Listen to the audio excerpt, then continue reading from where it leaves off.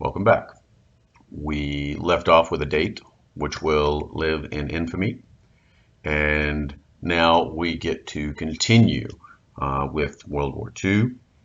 We get to show how it is going to fundamentally alter America at home and abroad, and America's view of itself and its place in the world.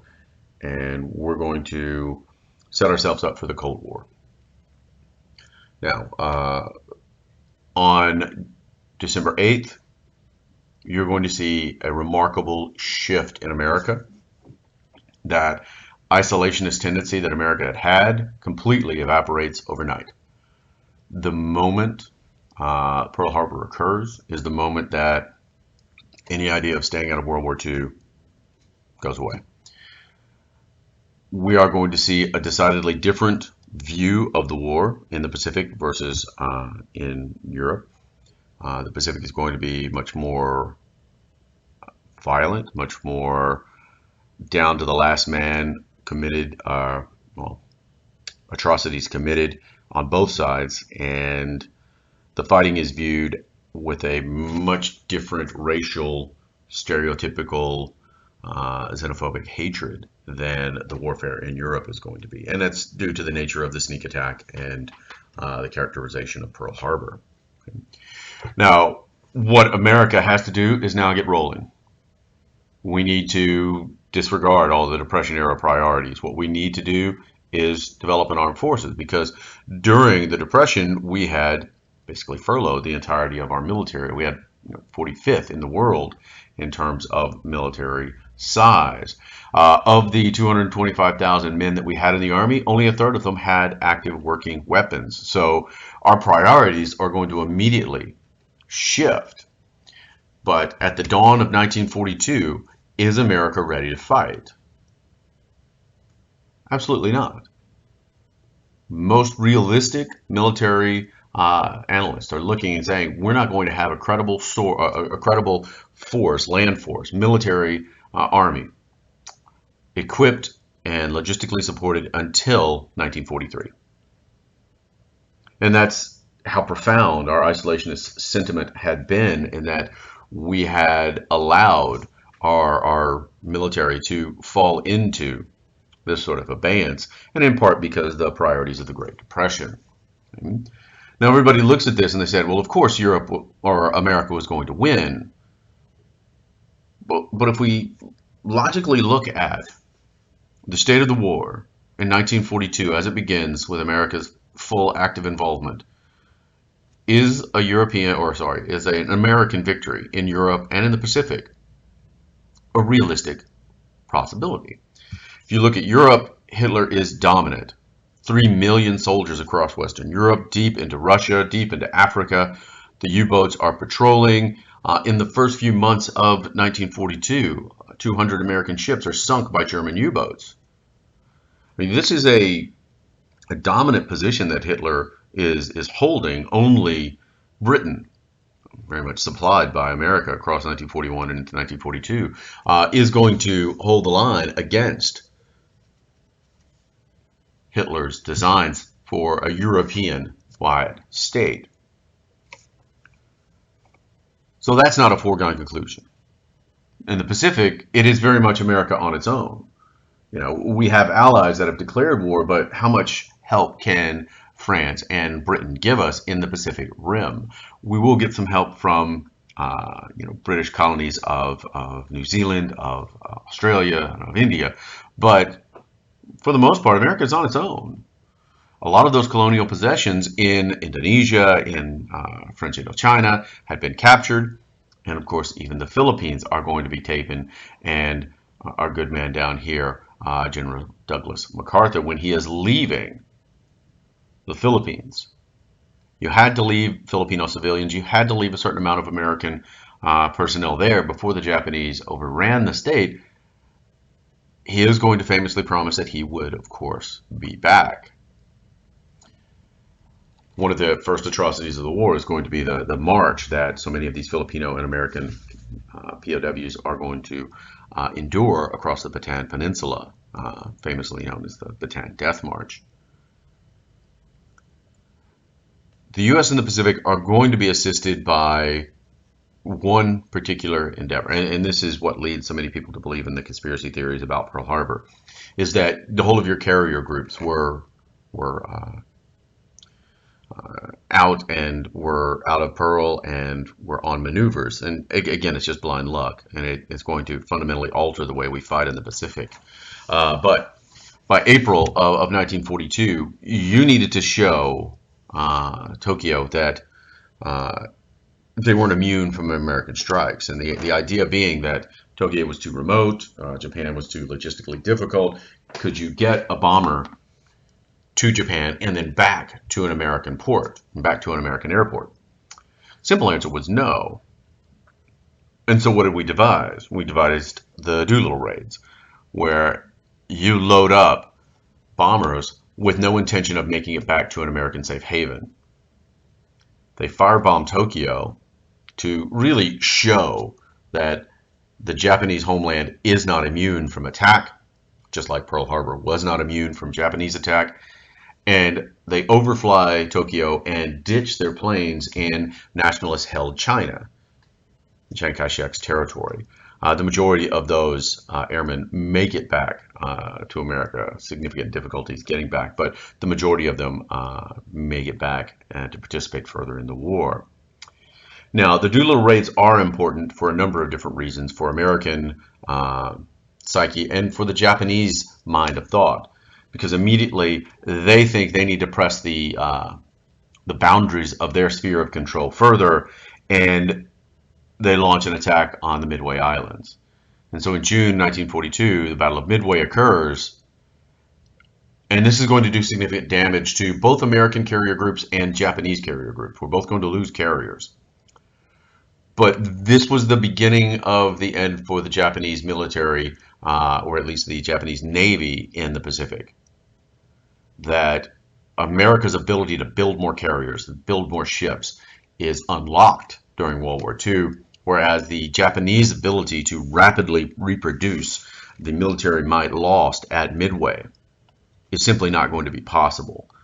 And so that need, that strategic goal of Doolittle to put pressure on the Japanese and forcing the Battle of Midway really does its task in striking at the heart of Japan, but also forcing them to gamble, forcing them to extend that perimeter, and in the end losing multiple carriers that they simply cannot replace in a timely manner in the way that America can.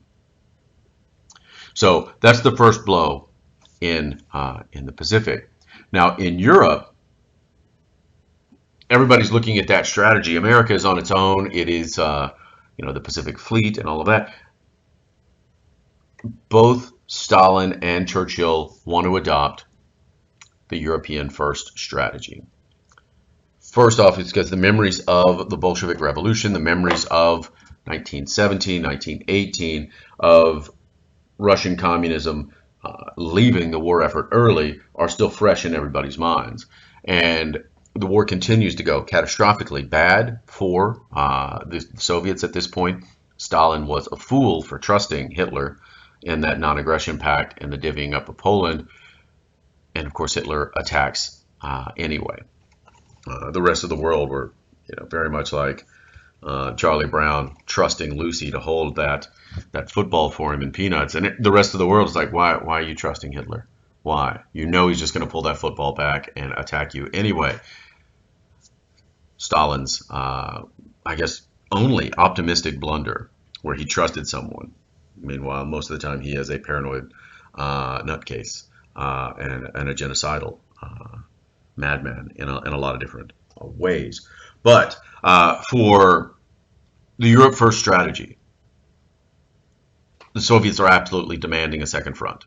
They're getting destroyed heavily, enormous casualties on their western frontier. The Germans are pushing deep into Soviet territory, laying siege to Stalingrad, Leningrad, and approaching, or at least looking greedily towards the end result of possibly taking Moscow. So the big question for everybody is, how are we going to fight this war? Soviets are demanding that second front. But Churchill, as the British Prime Minister, is a historian. He participated in World War I.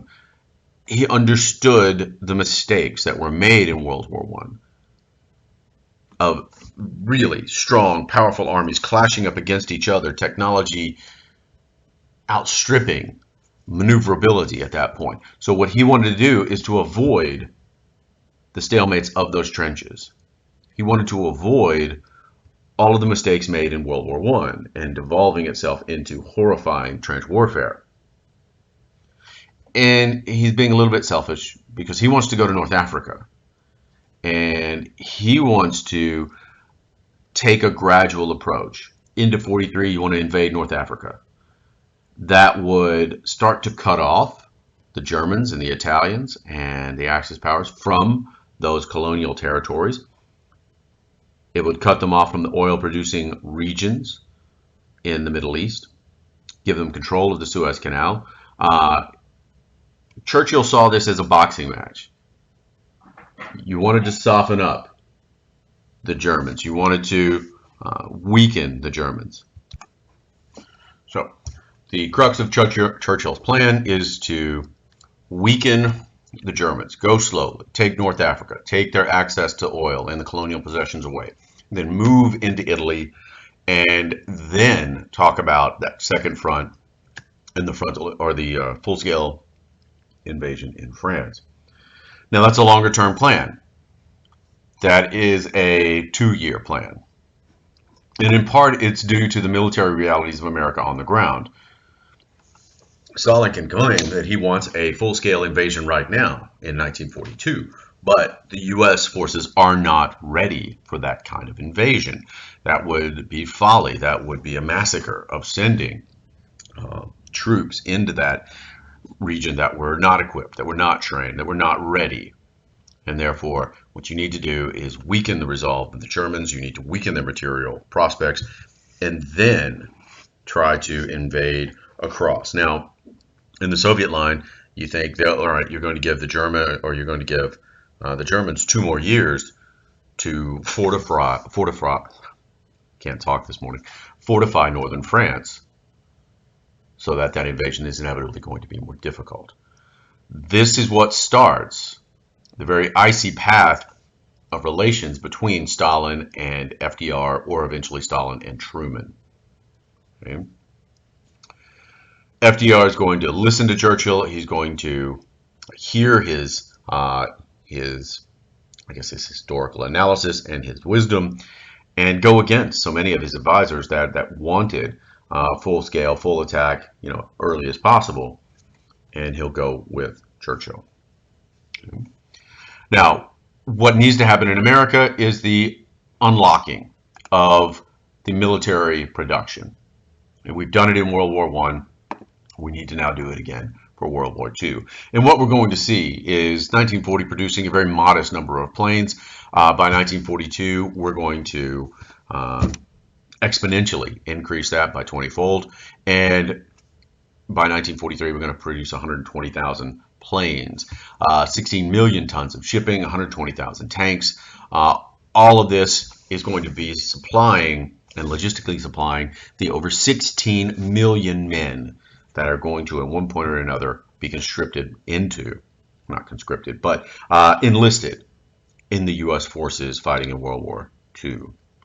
Now, that is an enormous amount of population that is going to be drafted into military service. Now, the majority of it is volunteer. There's no draft here, but in calling them and in having them serve in this military endeavor, that's going to force a lot of changes into the workforce.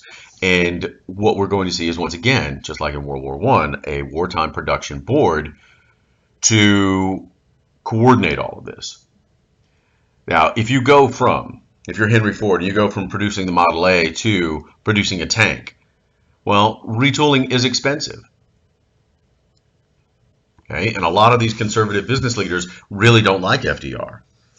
But patriotism does get a lot of them on board of the government, as does the promise of FDR to pay for the retooling, to pay for expansion, to pay for a lot of the forces necessary, a lot of the tools and resources necessary to accomplish this wartime production. You're also going to get tax write-offs, tax breaks, exemptions from antitrust lawsuits to make sure that all of this is going to go smoothly.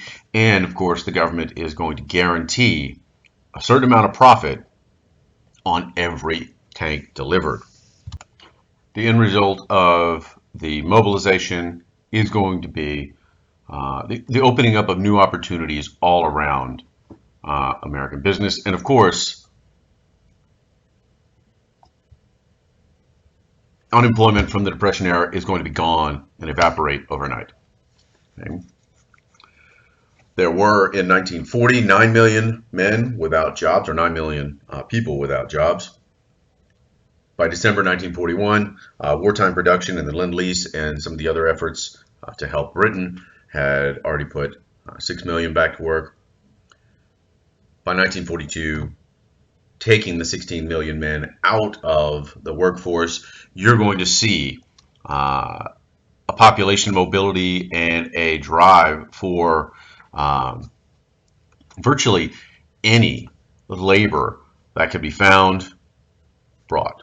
Okay, 8802, passed by Executive Order FDR, is going to be one of the first governmental examples in taking a role in ending de jure segregation and discriminatory hiring practices. If you're willing to work, come and work.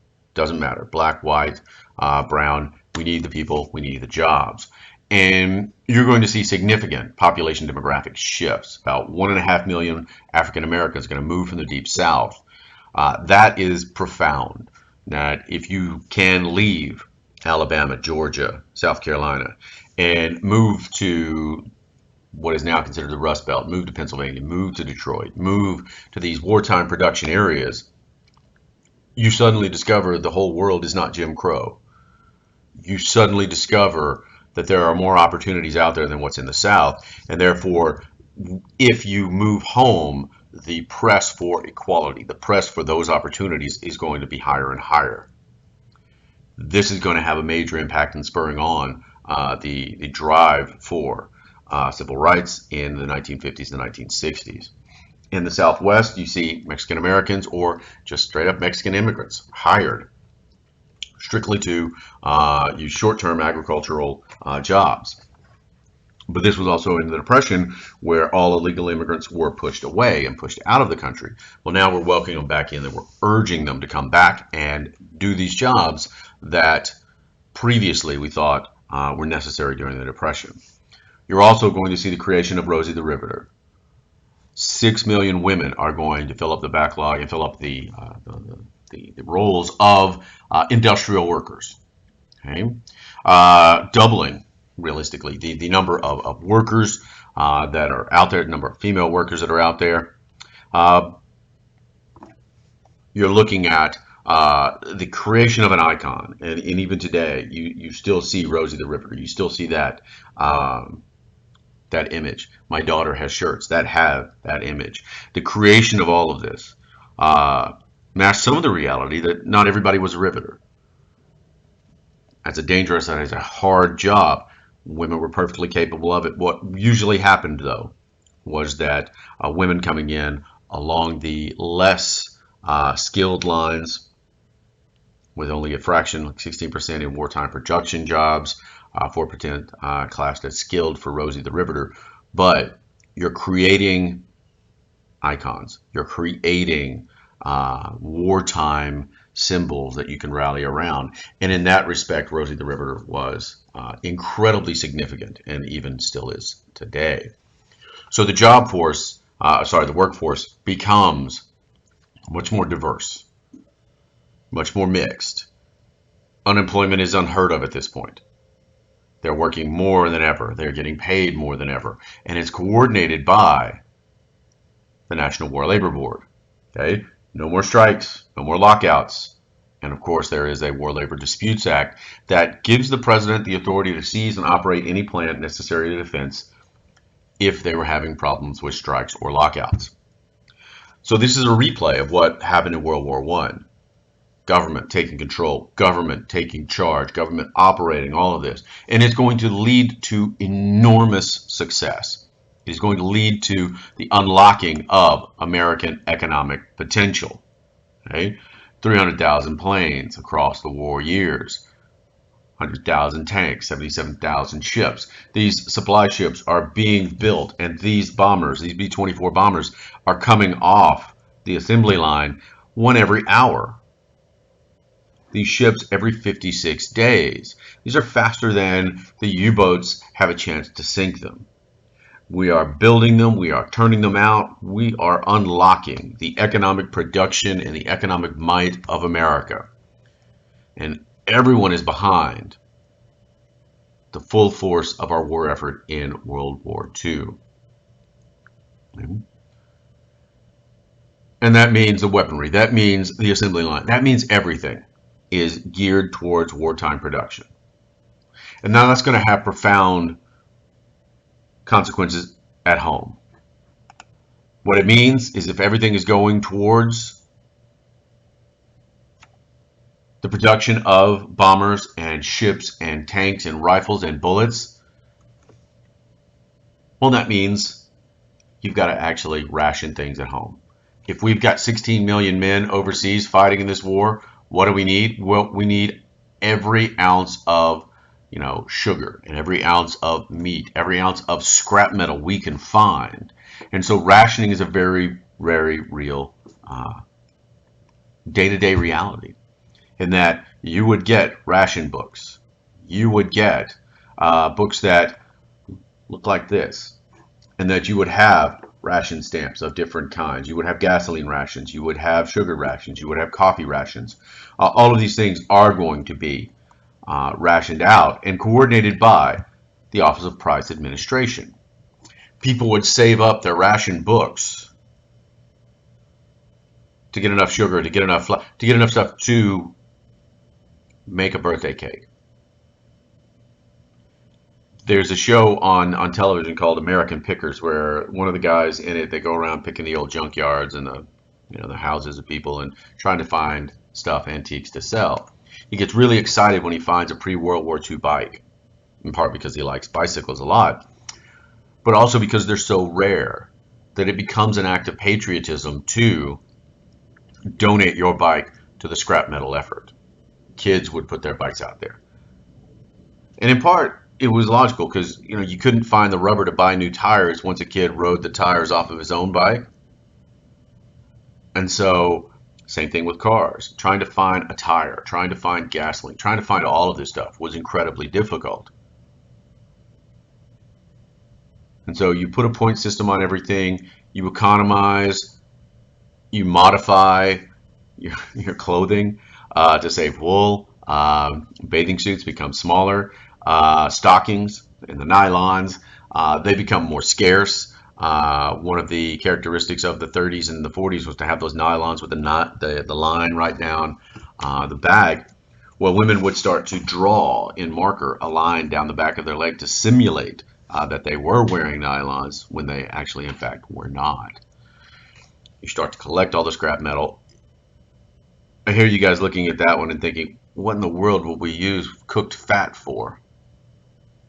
Well, if you've ever seen the movie Fight Club, when you render down fat, whether it's bacon grease or beef or anything else, you can separate some of the component parts and the glycerin out of it, and you can use it to make bombs. You can use it to make nitroglycerin and other explosives.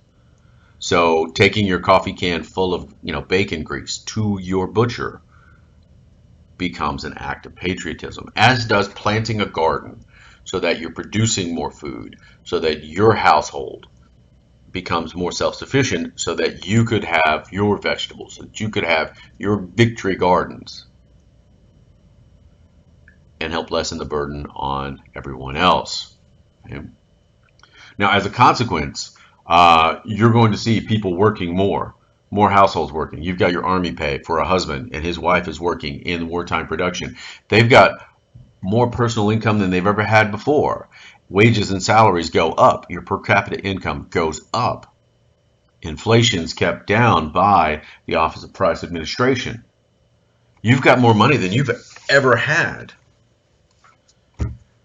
Well, that's great. What do? Do you go on a spending spree? No, there's nothing to buy it on because of wartime rationing. So you save it. Or you buy war bonds.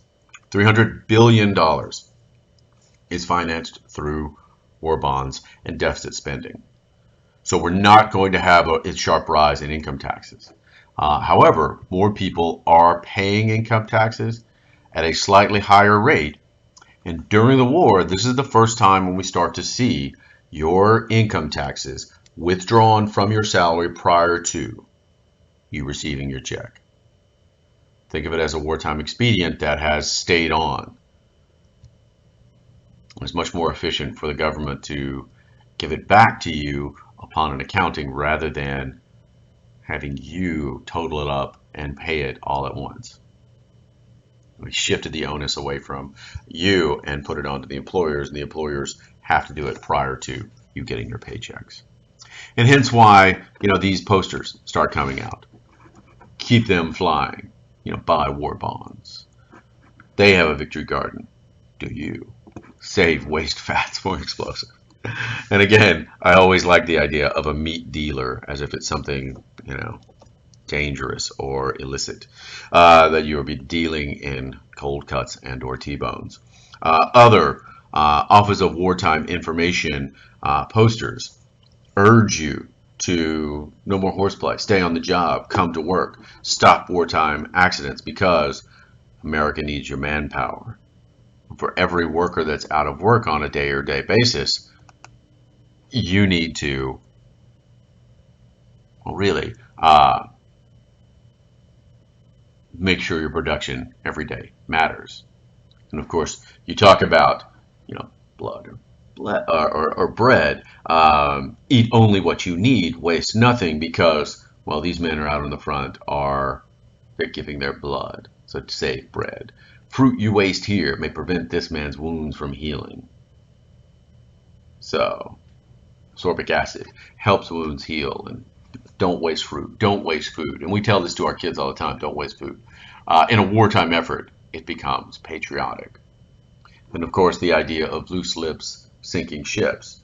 And this was a very, very real problem, and that there were enemy agents in and around the country, and that, anyone saying, hey, little Johnny's shipping out on this ship, and they're leaving from, Pensacola on this day, does a German U-boat lay in wait for that? Does that make it back that there's a troop carrier leaving at this point? Loose lips sink ships. Or, of course, Hirohito, Hitler, and Mussolini have ears listening. This one in particular I love. I've never seen a diamondback rattlesnake with, gore dripping from its fangs, but it looks very dangerous indeed. But careless talk that sinks ships is more dangerous than this rattlesnake. But putting it even more bluntly here, if rather than loose lips, if you talk too much, this man dies. We don't know, in fact, who that man was and whether he died in wartime service, but I like it that it's just simply this guy may die. But we joke about all of this, but this was part of the broader effort to make sure everyone was on board with the war.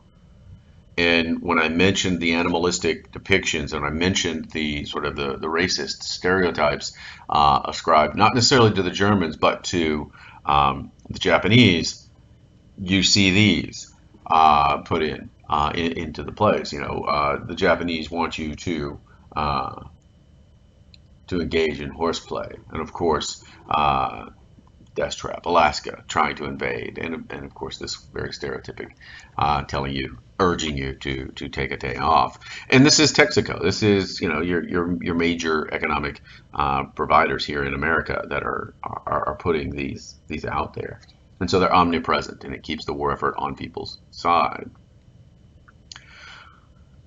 So now that we've got public opinion on it, we've got to migrate people, we've got to get them to work. And roughly around 15 million people are moving, along with the 16 million that are leaving their homes to go train, to go fight. And this type of population demographic and different demographic shift is unprecedented.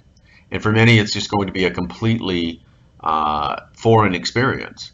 Uh, my whole life, I grew up in rural Central Texas, and then I moved to Austin. And granted, it was Austin, a very different Austin than what we have today. But the 1980s Austin was still a big shift from my 2,000 person town. And heck, I didn't even live in that. I lived on the outskirts of that rural community. And so you come to a big city, well, it's completely foreign. And a lot of them are shacked up in substandard housing, dealing with ringworm, tuberculosis, polio even becomes highly transmittable at this point, along with all of the other endemic diseases that come with population crowding and overcrowding. Now, the other is if you've never been around a population group and they're suddenly thrust together, conflict is going to be inevitable. And when we talk about 1943 alone, there are 250 different incidents of racial and cultural violence and conflict, rioting, if you will, in whether it's Detroit or whether the Zoot Suiters down here, the Latino, I don't want to say rebels, but those that were flouting the convention of wearing a trimmer suit, they wore extra blousy pants and extra long coats, and that was seen as a cultural defiance of the war effort. And again, it speaks to, particularly in Southern California, where there's a hotspot for naval operations out of San Diego. It's going to naturally lead to Zoot Suit riots, as they were called, whereas military personnel would attack them in the streets and strip their clothing off and hurl abuse at them for the flouting of the conventions of wartime conservation and wartime expedience. And in the end, we're trying to make the world safe for democracy. We're trying to make the world safe for everyone. And FDR is going to talk about we're fighting this war for the four essential freedoms, human freedoms: freedom of speech, freedom of religion, freedom from want, and freedom from fear. However, in the middle of a wartime effort where loose lips sink ships, how much information do we share? How much free speech do we allow? How do we protect ourselves from spies and saboteurs? And when we're talking about that freedom from fear and freedom from want, what do we do about racial fear? What do we do about racial tensions? What do we do? And the sad story of America during World War II is that we do very little about the racial problem. We do very little about the inequities in the South, mainly because so many of our wartime installations and training facilities are still, even today, in the South. And FDR didn't necessarily see the value of pushing racial equality at a time that it would have disrupted the training and the preparedness for wartime production. And he's been heavily criticized over the decades and over the century for the last 80 years, for the lack of progress made on all of that. He probably saw it as choosing the lesser of two evils, winning this war, then trying to make good on these four essential human freedoms. And we are going to see a great deal of censorship during all of this. How much information do we share? Virtually little, very little, or virtually none. We're going to see a lot less hate mongering in the propaganda in Europe. It's going to be the opposite for the Pacific. But we're certainly going to control speech, control access to information, and control what gets published in the news. And more recently, in some of our later conflicts in the last decade, you've had to admonish CNN, and we've had slip-ups where a lot of our news agencies have embedded soldiers in some of these units to give better wartime coverage. But yet they inadvertently will give away positions. Inadvertently, they will give away strategy. They will give away goals. And unfortunately, the enemy is watching. Well, that's what's going to happen here. And we already have a Supreme Court decision that says, you can limit free speech if it represents a clear and present danger. For us, the enemy agents are going to represent a very clear and present danger. To that end, we're going to put about 14,000 Europeans, mostly of German origin, in enemy alien camps. The more embarrassing side is over 100,000 Japanese-born or Japanese Americans are going to be placed into these same internment camps and enemy alien camps. Not in response to charges like might have been the case with Italians or Germans. If you had an Asian appearance, you were automatically subject to fear and possible internment in these camps. That is still one of those American legacies that we are still trying to deal with and still trying to come to grips with, as is the fact that we still had a largely segregated military. And FDR is not going to do much about that. The other stain on FDR's sort of reputation is the ongoing, as we move into 42, 43, situation of the European Jews and the Holocaust. Now, they knew the concentration camps were ongoing. We are unsure as to how much detail they had about the final solution and Hitler's plans to eliminate the Hebrew population in gas chambers and crematoriums and exterminate the whole of the Jewish population of Europe. But the limits of those ideas of freedom from want, freedom from fear, really does leave us standing that more could have been done. You could have gone to liberate those camps before. You could have tactically done more. But again, the argument was, how much information did they actually have? How much full-scale information did they legitimately, reliably have that told them what was going on? The full, ugly reality of millions of people being wiped off the face of the earth in a brutally systematic way. So a lot of criticism of FDR centers around the internment camps, the segregation of the military, and of course, the lack of action on the Holocaust. But turning back to the war narrative, as 1943 dawns, the Soviets are still suffering horrific losses. What they are hoping for is that second front.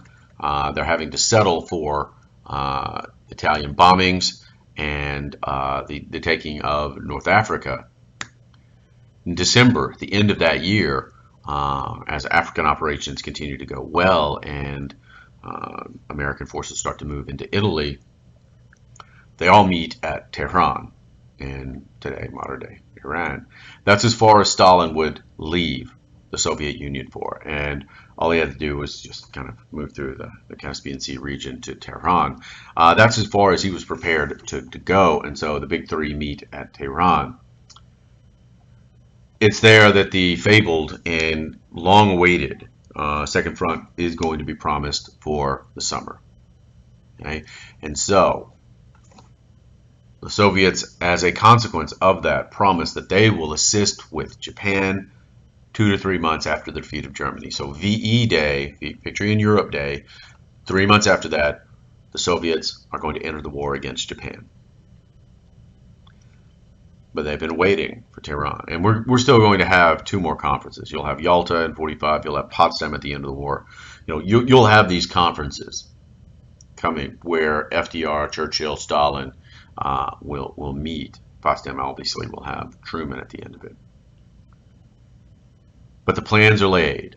And of course, in the middle of June, June 6, 1944, D-Day landings, Operation Overlord, commences. 200,000 troops launched under the general, the overall Allied commander for European forces, General Dwight D. Eisenhower. They are going to land at Normandy, hundreds of thousands of men forced onto the beaches of northern France, with the goal of marching their way towards Berlin. And it's at this point in 44 that the operations in Italy, the operations in North Africa, have done significant damage to the war effort for the Germans. It was proven a correct strategy, even if unpopular for Stalin. It was proven to be a correct strategy to take. The Germans are going to have their last gasp of an offensive, looking to break that line in the Ardennes and in sort of the Low Countries, calling the Battle of the Bulge. But it was unsuccessful in breaking that line and defeating the push. And really, as January 45 looks at it, it's a race to get to Berlin. It's a race to get there first, to see who will get there first. Because the first person in Berlin might be able to control the outcome of the conferences. And so the Soviets are in Poland. Americans are marching across the Rhine. It's a race. It's a race to get to Berlin. And in the end, the Soviets win. They're going to make it to Berlin first. And it's going to leave millions of men across Eastern Europe. This is going to shape the next 50 years, this reality. Do you want Joseph Stalin to have control of Eastern Europe? Do you want all these states to be under Soviet control? Absolutely not.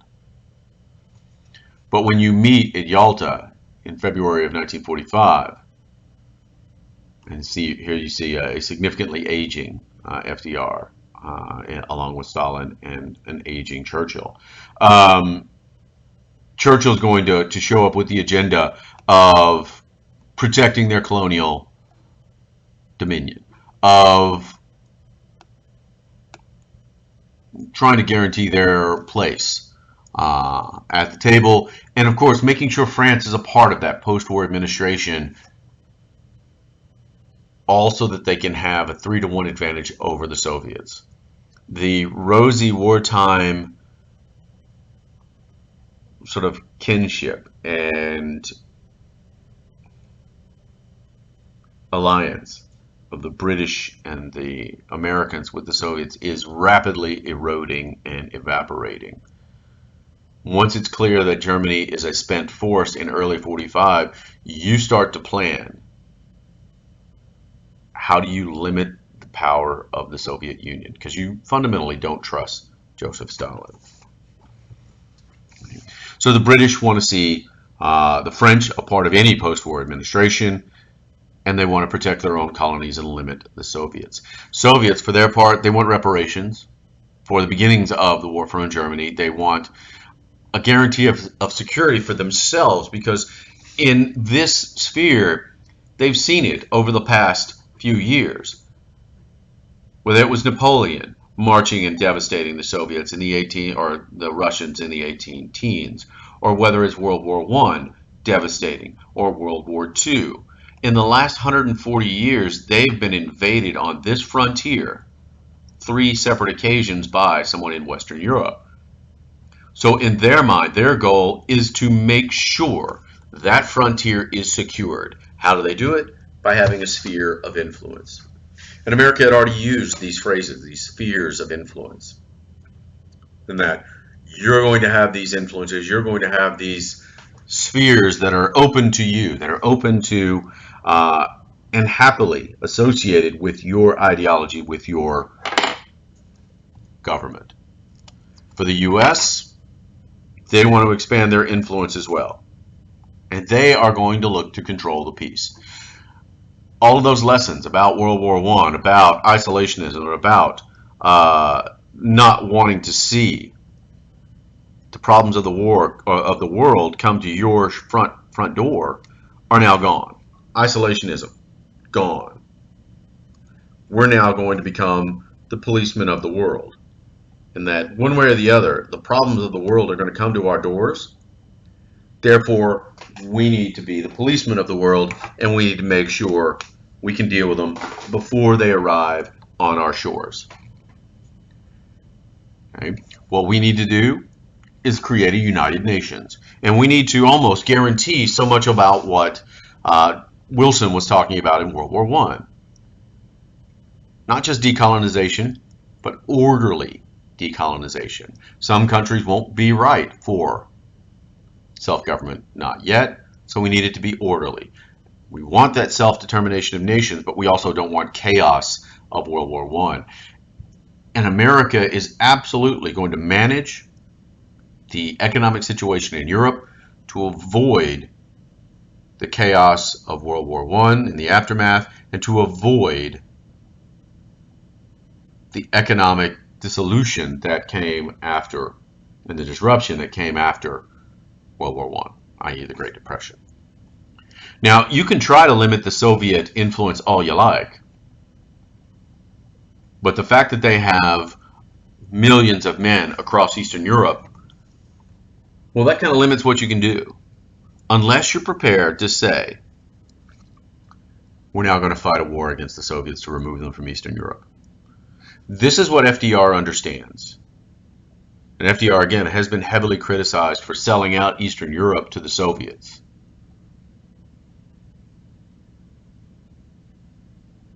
Because he's going to allow, in their minds, he allows the Soviets to keep control of Eastern Europe. But what could he realistically have done about it?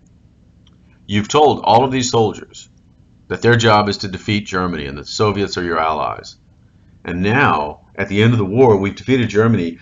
Can you look them in the face and tell them, okay, now we need to spend another year, another 2 years fighting to remove the Soviets from Eastern Europe? And this is a Soviet Union that is deeply committed to the idea of controlling Northern Italy. I'm sorry, of controlling Eastern Europe.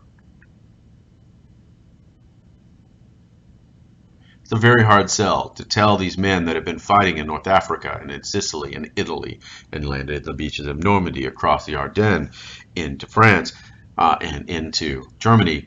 Now we've got to continue to fight on.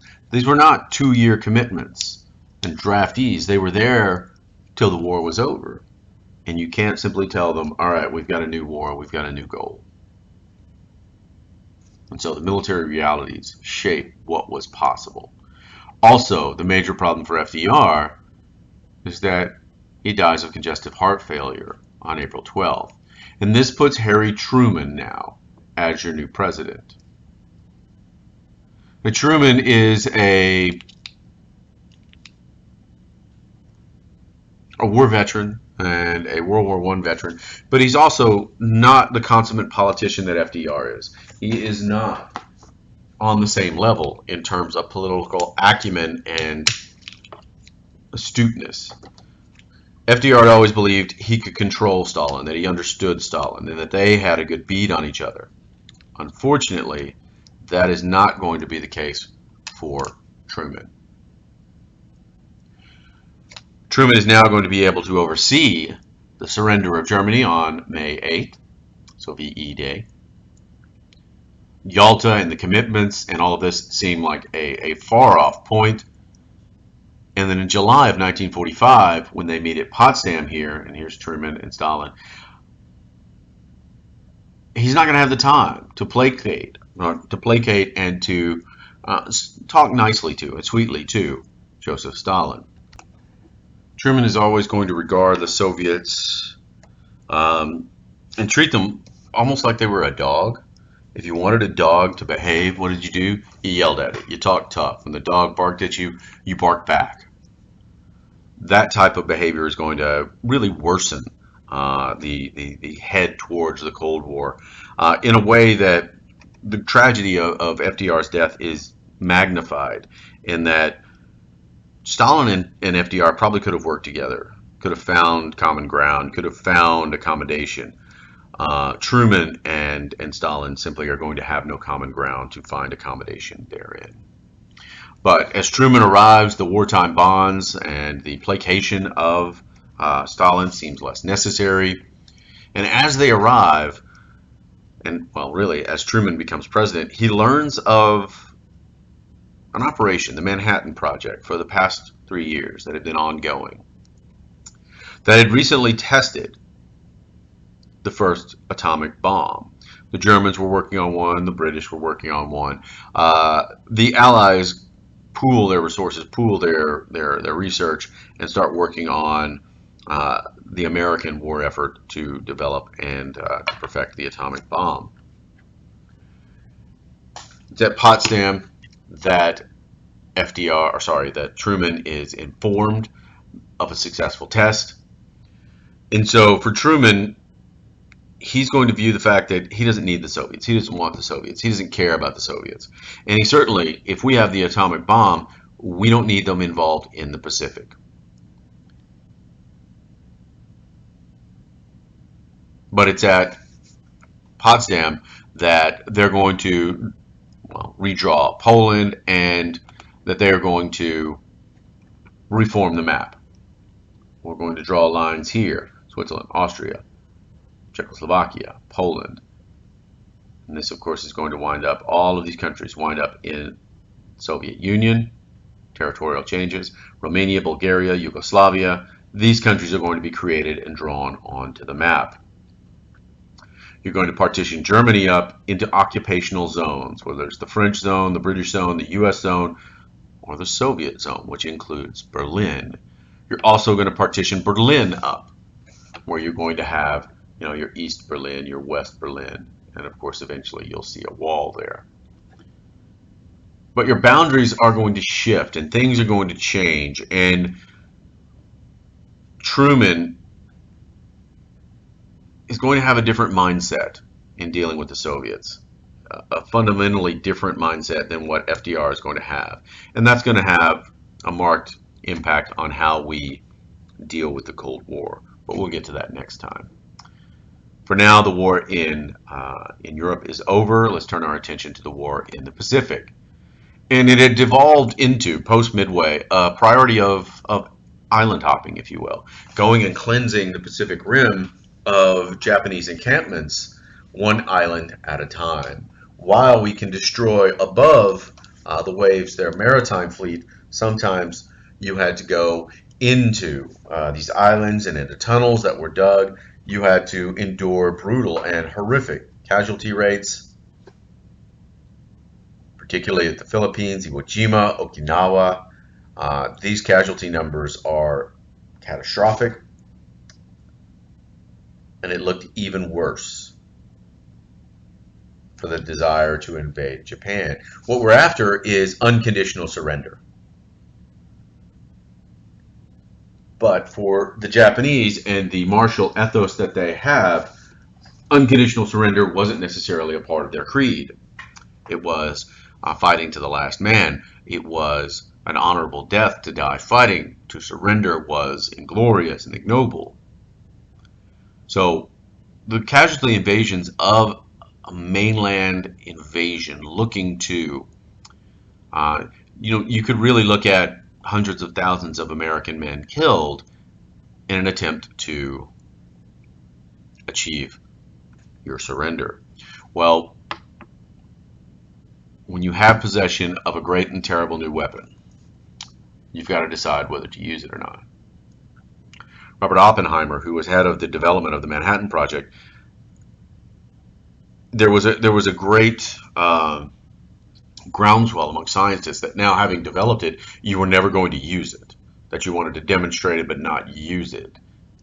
Oppenheimer said, and he was against using it, but he said it was inherent in developing it that it was going to be used. And luckily for the human race, we've only used it twice. But of course, our future isn't over. But what factored in the decision to use it? What did Truman have to consider? Well, part of it was, can't you just demonstrate it? We've tested it already. Can't we test it and show them what they're up against, show them what could happen, and then maybe they'll just surrender without having to kill civilians? Well, when you factor it, you've already bombed civilians in World War II. Whether it's Shanghai, Warsaw, Tokyo, Dresden, London, Rotterdam, civilians have been in harm's way the whole war. What happens if you demonstrate it and it doesn't work? Not only have you lost fissionable material, but you've lost that psychological impact that you could have onto the Soviets. The Japanese are one thing, but you're eyeing beyond World War I or World War II. The Soviets are your next target in the Cold War. you're going to make sure that they see this. You want to see it. You want to use it so that they see what power you have. Now, the other part of the decision factoring in are going to be the racial overtones put in here. The racism, the retaliation, and of course, just the realities. They started this war. Should we kill hundreds of thousands of Americans when we can end the war with the dropping of one bomb? And everybody puts up these other examples, like we said, of wholesale bombing of civilians. July 26th, we gave an ultimatum to the Japanese emperor: surrender or face utter destruction. And nobody really understood exactly how far that declaration should have gone. Nobody maybe understood exactly what force you were bringing to bear, because we'd never seen anything like this. You never heard of anything like this. The Soviets knew it because they had spies at Los Alamos. They understood what the Americans had, but the Japanese didn't. And so on the 6th of August, you're going to drop the first nuclear weapon onto Hiroshima. On that same day, 3 months to the day after Victory in Europe Day, the Soviets declare war on Japan. 3 days after after Hiroshima, you drop the second atomic bomb onto Nagasaki. 5 days later, the surrender comes. These iconic images of Hiroshima, of the bomb detonating, of the utter obliteration of an entire town with a few structures, watches frozen in time, and MacArthur is there to accept the surrender of Emperor Hirohito on the decks of the USS Missouri there in Tokyo Bay. And we had gone through, this perimeter. We had gone through the island hopping, and we'd gone through the return to the Philippines. We'd gone through all of this. And what did we tally up with? What did we come up with? In the end, at times they call it, the butcher's bill. From World War II, we've got about 55 million dead across the globe. The Soviets, their military dead and civilian dead from the purges of Stalin, put it at 20 million, 21. Germans and Austrians killed in the war, roughly 6. And of course, the Holocaust had systematically eliminated 11 million Jews across Europe. In America, the casualty numbers are significantly less. However, America is forever changed. The Depression gone, unemployment gone, social change is going to be on the agenda and on the minds of everyone in America at this point.